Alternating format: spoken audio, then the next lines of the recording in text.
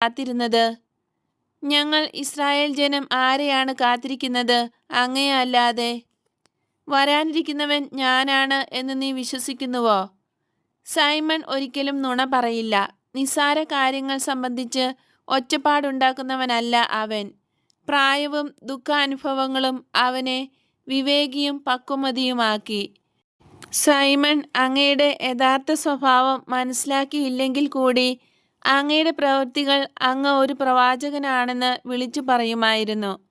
ദൈവത്തിൻ്റെ പ്രവൃത്തികൾ ചെയ്യുന്നവർ ദൈവത്തിൻ്റെ ആളായിരിക്കും. അങ്ങയുടെ പ്രവൃത്തികൾ അങ്ങനെയുള്ളതാണ്. അങ്ങയുടെ പ്രവർത്തന ശൈലി അങ്ങ് ദൈവത്തിൻ്റെ ആളാണ് എന്ന് വ്യക്തമാക്കുന്നു. അത്ഭുതങ്ങളെപ്പറ്റി കേട്ടിട്ടാണ് എൻ്റെ സ്നേഹിതൻ അങ്ങയുടെ അടുത്ത് വന്നത്. അവനു വേണ്ടി അങ്ങ് ഒരു അത്ഭുതം പ്രവർത്തിക്കുകയും ചെയ്തു. അങ്ങ് പോകുന്നിടത്തെല്ലാം ധാരാളം അത്ഭുതങ്ങൾ പ്രവർത്തിക്കുന്നുണ്ട്. പിന്നെ എങ്ങനെയാണ്